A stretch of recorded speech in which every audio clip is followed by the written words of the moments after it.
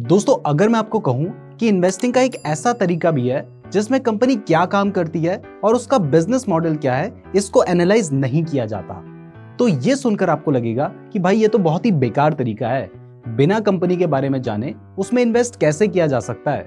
अगर मैं ऐसे इन्वेस्ट करने लग गया ना, फिर तो मेरा सारा पैसा डूब जाएगा। लेकिन शॉकिंगली जब इस अप्रोच को यूएस मार्केट्स में फॉलो किया गया तो इसने बहुत ही इजीली यूएस इंडेक्स को बीट कर दिया और इस तरीके को फॉलो करके इन्वेस्टर्स को बहुत अच्छा प्रॉफिट हुआ।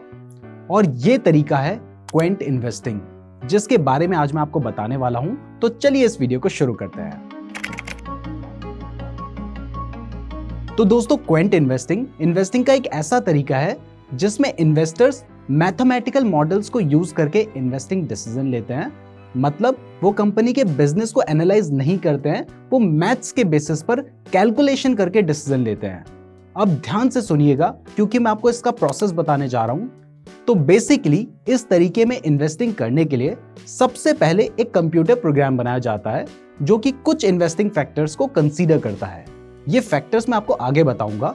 तो ये जो इन्वेस्टिंग फैक्टर्स होते हैं, इन फैक्टर्स में कौन सा फैक्टर सबसे ज्यादा इंपॉर्टेंट है, कौन सा कम इंपॉर्टेंट है, इस हिसाब से इन्हें एक वेटेज दिया जाता है। इसके बाद इन फैक्टर्स को करंट मार्केट कंडीशन, मतलब आजकल मार्केट कैसा चल रहा है, और मैक्रो इकोनॉमिक कंडीशन के बेसिस पर रैंक किया जाता है और फिर इसमें जो टॉप स्टॉक्स निकल कर आते हैं उनमें इन्वेस्ट किया जाता है। अब जाहिर सी बात है कि जब हम कुछ फैक्टर्स को देखकर स्टॉक्स में इन्वेस्ट कर रहे हैं तो आपके मन में सवाल आ रहा होगा कि ये फैक्टर्स क्या होते हैं और किस तरीके से इनके बेसिस पर इन्वेस्टिंग डिसीजन लिया जाता है। तो चलिए अब उन फैक्टर्स के बारे में जानते हैं। तो दोस्तों, क्वेंट इन्वेस्टिंग में जो कॉमन फैक्टर्स यूज किए जाते हैं, इसमें सबसे पहला फैक्टर है वैल्यूएशन। मतलब स्टॉक अपनी अर्निंग के कंपैरिजन में महंगा मिल रहा है या सस्ता मिल रहा है, इसके लिए हम प्राइस टू अर्निंग रेशियो का यूज कर सकते हैं। दूसरा है कंपनी का साइज, मतलब कंपनी स्मॉल कैप है, मिड कैप है या फिर लार्ज कैप है। और तीसरा है लो वॉलेटिलिटी। क्वेंट इन्वेस्टिंग के लिए जरूरी है कि शेयर की प्राइस इंडेक्स के मुकाबले जल्दी ना गिरे, मतलब उसका जो बीटा है वो 1 से लो होना चाहिए। चौथा है हाई यील्ड, यानी स्टॉक लॉन्ग टर्म में अच्छे रिटर्न्स देता हो। फिफ्थ है लिक्विडिटी, यानी स्टॉक का जो वॉल्यूम है वो हाई हो तो उसे बाय या सेल करने में प्रॉब्लम नहीं आएगी।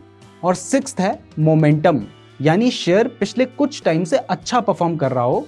इसके अलावा भी बहुत सारी सिचुएशन के हिसाब से अलग अलग फैक्टर्स ऐड किए जाते हैं, बट मेनली यही फैक्टर्स इंपॉर्टेंट होते हैं। अब इन फैक्टर्स को ध्यान से देखा जाए तो ये सभी फैक्टर्स नंबर के थ्रू फिल्टर किए जा सकते हैं। जैसे वैल्यूएशन के लिए पी रेशियो एक नंबर है, कंपनी के साइज के लिए मार्केट कैप एक नंबर है, लो वॉलेटिलिटी के लिए बीटा एक नंबर है, हाई यील्ड के लिए रिटर्न्स एक नंबर है, लिक्विडिटी के लिए वॉल्यूम एक नंबर है और मोमेंटम के लिए मूविंग एवरेज एक नंबर है। तो अगर इन सभी फैक्टर्स को ध्यान में रखकर स्ट्रैटेजी बनाई जाए तो इससे रिस्क को एडजस्ट करके लॉन्ग टर्म में हाई रिटर्न्स मिल सकते हैं। दोस्तों, क्वेंट इन्वेस्टिंग शुरुआत में सिंगल फैक्टर्स को देखकर की जाती थी, बट अब टेक्नोलॉजी के एडवांसमेंट के साथ साथ क्वांटिटेटिव इन्वेस्टिंग मल्टीपल फैक्टर्स पर फोकस करती है, जिस वजह से अगर एक या दो फैक्टर्स काम नहीं भी कर रहे हो तो बाकी फैक्टर्स उस रिटर्न्स को कंपनसेट कर देते हैं। जैसे मोमेंटम वाली वीडियो में हमने आपको बताया था कि कुछ ऐसे भी साल होते हैं जहां मोमेंटम काम नहीं करता, तो ऐसे टाइम पर हम वैल्यू इन्वेस्टिंग या ग्रोथ इन्वेस्टिंग पर फोकस करते हैं, जो कि आज के टाइम पर क्वेंट इन्वेस्टिंग में भी इंक्लूड किया जा सकता है, जिससे रिस्क कम हो जाता है और फैक्टर्स के मामले में डाइवर्सिफिकेशन रहता है। अब क्वेंट इन्वेस्टिंग से रिलेटेड स्ट्रेटजीज की बात करें तो देखो, क्वेंट इन्वेस्टिंग को मेनली फंड हाउसेज ही यूज करते हैं और फंड हाउसेज की यूएसपी ही उनकी स्ट्रेटजीज हैं। यानी एक फंड हाउसेज की स्ट्रेटजीज ही उन्हें बाकी फंड हाउसेज से अलग बनाती हैं, इसलिए ये स्ट्रेटजीज कभी भी पब्लिक डोमेन में शेयर नहीं की जाती। बट जो बेसिक स्ट्रेटजीज हमें पता हैं वो मैं आपको बता देता हूं, जिससे आपको काफी कुछ सीखने को मिलेगा। तो दोस्तों, क्वेंट इन्वेस्टिंग की स्ट्रेटजीज को बनाने के लिए सबसे पहले फंड हाउसेज मार्केट कंडीशंस को देखते हैं, यानी मार्केट बुलिश है या बियरिश है। अगर बुलिश है तो उस हिसाब से स्ट्रेटजी बनाते हैं और अगर बियरिश है तो फिर उस हिसाब से स्ट्रेटजी बनाते हैं।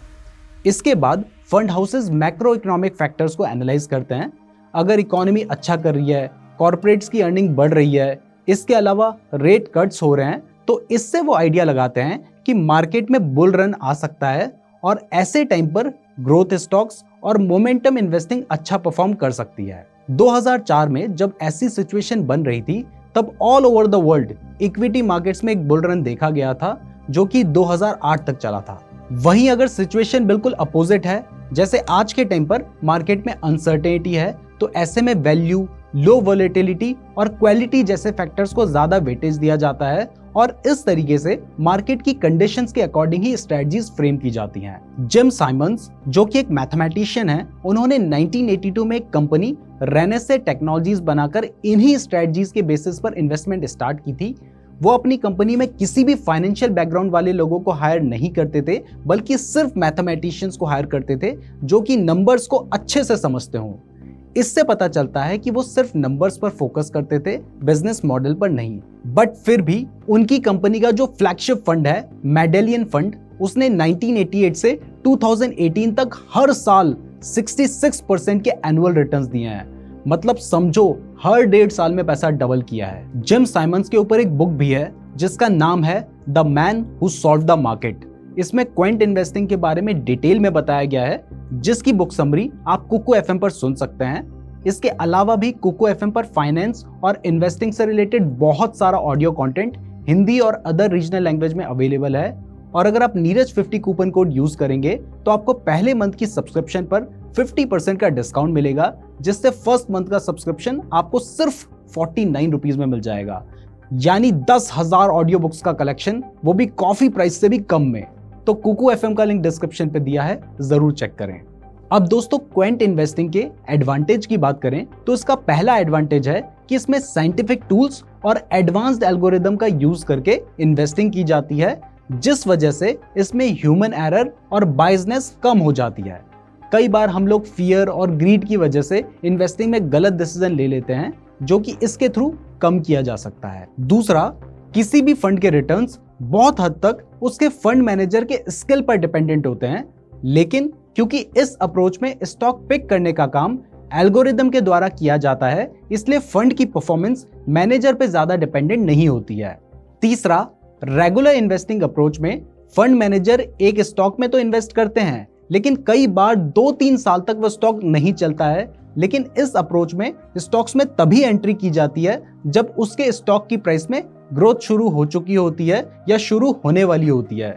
इसके अलावा ट्रेडिशनल इन्वेस्टिंग अप्रोच की जगह पर इस अप्रोच में रिस्क को ज्यादा बेहतर तरीके से मैनेज किया जाता है, जो कि क्लियरली एक एडवांटेज है। अब क्योंकि हर अप्रोच में कुछ एडवांटेज होते हैं तो कुछ डिसएडवांटेज भी होते हैं, जिसके बारे में बताना भी मेरी जिम्मेदारी है।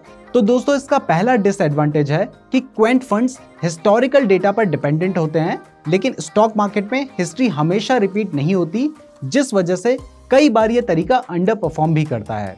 दूसरा, इस तरीके में बहुत ज्यादा अजम्पशंस यूज किए जाते हैं जो कि हर समय काम नहीं कर सकते। और तीसरा, इस अप्रोच में अनएक्सपेक्टेड इवेंट को फैक्टर नहीं किया जा सकता।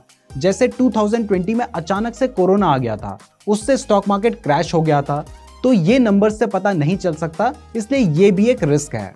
वैसे दोस्तों, अगर आप शेयर मार्केट में इन्वेस्ट करने के लिए बेस्ट डीमैट अकाउंट खुलवाना चाहते हैं तो आप एंजल वन में अपना बिल्कुल फ्री डीमैट अकाउंट खुलवा सकते हैं। और अगर आप ज़ीरोधा में अकाउंट खुलवाना चाहते हैं तो मैंने उसका लिंक भी डिस्क्रिप्शन पे दिया है, तो डिस्क्रिप्शन जरूर चेक कर लीजिएगा। अब दोस्तों, आपको इसके प्रोज और कॉन्स दोनों समझ आ गए हैं, तो अब जानते हैं कि अगर आप इसमें इन्वेस्ट करना चाहते हैं तो वो आप कैसे कर सकते हैं। तो देखो, इंडिया में इस स्ट्रेटजी के थ्रू इन्वेस्ट करने के अभी बहुत ही लिमिटेड ऑप्शन है। एसटी एडवाइजर्स स्मॉल केस में गुल्लक नाम का एक पोर्टफोलियो है जो क्वेंट इन्वेस्टिंग पर बेस्ड है, और इसने पिछले 3 साल में 47.8% के एनुअल रिटर्न्स दिए हैं। इन्होंने जिन फैक्टर्स को कंसीडर करके पोर्टफोलियो बनाया है, उसने कम रिस्क लेकर इंडेक्स को आउट परफॉर्म करा है, जो कि आप इस टेबल पे देख सकते हैं। अगर म्यूचुअल फंड्स की बात करें तो इंडिया में अभी टोटल 5 ऐसी स्कीम्स हैं जो क्वेंट इन्वेस्टिंग के अप्रोच को फॉलो करती हैं। ये सारे ही फंड्स छोटे हैं। अभी आपको स्क्रीन पर इन सभी फंड्स की डिटेल्स और इन्वेस्टमेंट स्ट्रेटजी दिखाई दे रही है। आप चाहें तो इन पर रिसर्च कर सकते हैं। इसमें ज्यादातर फंड्स हाल ही में शुरू हुए हैं, इसलिए इन्हें ज्यादा एनालाइज नहीं किया जा सकता। बट अगर आप इनका इन्वेस्टिंग थीसिस देखें तो आपको दिखाई देगा कि जहां डीएसपी क्वेंट फंड ज्यादा क्वालिटी और लो वोलेटिलिटी पे फोकस करता है, वहीं Tata Quint fund market conditions और मैक्रो इकोनॉमिक को ज्यादा वेटेज देता है। जहां ICICI Quint fund macro economic के साथ साथ फंडामेंटल और टेक्निकल एनालिसिस पे ध्यान देता है, वहीं एक्सिस का जो इन्वेस्टिंग थीसिस है वो ज्यादा ग्रोथ ओरिएंटेड है, लेकिन सही वैल्यूएशन पर बेस्ड है। तो इससे हमें समझ आता है कि इन्वेस्टिंग फिलॉसफी को अलग अलग फंड हाउसेस अलग अलग अप्रोच से एग्जीक्यूट करते हैं। तो फाइनली आपको समझ आ गया है कि क्वेंट इन्वेस्टिंग नो डाउट एक नया और इनोवेटिव अप्रोच है जो ह्यूमन बायसेस को इन्वेस्टिंग से हटा देता है। जिन लोगों को लगता है कि इन्वेस्टिंग सिर्फ क्वांटिटेटिव फैक्टर से नहीं की जा सकती, उनके मेथड को क्वेंट इन्वेस्टिंग जरूर चैलेंज करती है। हालांकि ये इंडिया में अभी बहुत ही नया अप्रोच है, इसलिए इसकी परफॉर्मेंस को इंडियन मार्केट में टेस्ट किया जाना अभी बाकी है। और यहाँ पर मैं आपको एक पॉइंट और क्लियर कर दूं कि जहां 1988 से 2018 तक इस अप्रोच ने बहुत अच्छा परफॉर्म किया था, वहीं पिछले 5 साल में इसकी परफॉर्मेंस कुछ खास अच्छी नहीं रही है। इसलिए हमारे ओपिनियन में अभी रिटेल इन्वेस्टर्स को इस अप्रोच को क्लोजली फॉलो करना चाहिए, लेकिन इसमें इन्वेस्ट करने में जल्दबाजी नहीं करनी चाहिए, क्योंकि एक तो इंडिया में इसके अराउंड बहुत ज्यादा इंफॉर्मेशन अवेलेबल नहीं है, दूसरा पिछले 5 साल में इस अप्रोच की अंडर परफॉर्मेंस होने की वजह से थोड़ा कॉशियस रहना भी जरूरी है। लेकिन हो सकता है फ्यूचर में रेगुलर इन्वेस्टिंग अप्रोच के साथ साथ ये अप्रोच भी पॉपुलर हो जाए। मैं उम्मीद करता हूं आपको वीडियो पसंद आई होगी। इस तरह की और वीडियोस देखने के लिए वीडियो को लाइक और चैनल को सब्सक्राइब जरूर करें।